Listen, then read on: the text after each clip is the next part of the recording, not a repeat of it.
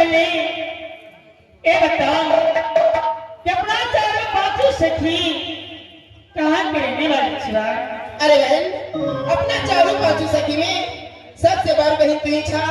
तू ही के सुना दो कहाँ के रहने वाली है बहन? क्यों नहीं बहन? बहन बोलो बहन। अपना चारों पांचों सखी मृत भवन के रहने वाली है। क्यों नहीं बहन?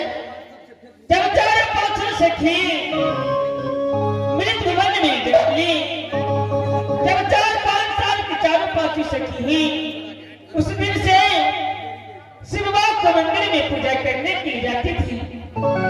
लेकिन आज चारों पांचों सखी को रमन समन में लेट हो चुकी है कि जाते समय शिवबा के मंदिर में पूजा करने के लिए वहां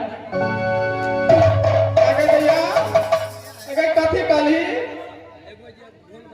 पूजा करने के लिए वहां पूजा करेला। हाँ भाई पूजा करेला जब पूजा के कहै छै कि अरे भाई पूजा करने से सुंदर घर और सुंदर वर मिलती। गम्या अते कहूं प्रेम भेल गए दैया अगर पूजा करो जभी क्यों नहीं भाई? अगर पूजा का सुंदर घर और सुंदर घर मिले हाँ हमरा तो कोनो मालूम नहीं है। जब पूजा करोगे उसके बाद तुझे मालूम।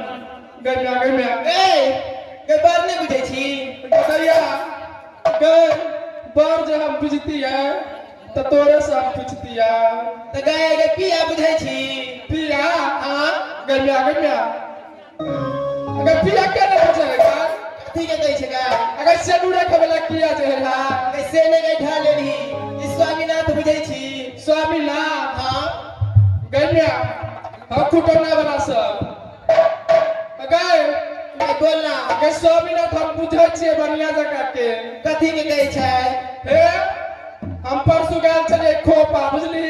हां अगर लेने के काट के देले हां कथी कहै छै गाय के तुहे तो कहै छी कि स्वामी घास ने गए ढा लेली तो तोरे सने के बेटी रह दैया की कहै की कई चुप गई पत्नी पातर चूड़ा गई चुप गई पत्नी पातर चूड़ा तै पत्नी के नहिरा कत्ती दूरा कहै छै की अगर यार सारे टांगल या असल मोल लागल या हां के दैया तोरे देखा कैसे लाजो के काट कर बाजा तटे आटा बाटे भोर का देखा तटे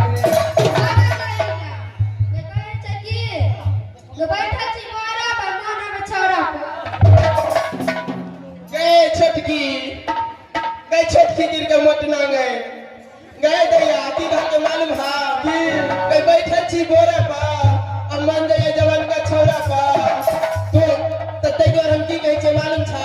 हां कहै छै कि गए लटकी छोड़ी लता मधारी गए लटकी छोड़ी लता मधारी आ सेके सुपारी खट्टा खट मारी गन्ना केना हो बाबा कहै कि अगर से सनक से न पिठार सनक से आ कोठी पर रख दलिए भभैर गेल से गए दैया तोरे सनक बेटी रही ना ससुरी में बुझली की केलका बुझली कि अगर बाप जी बियाह नहीं कर के ना तो ये अपना बापे के गैर पर दीप नेस दिल। अरे बहन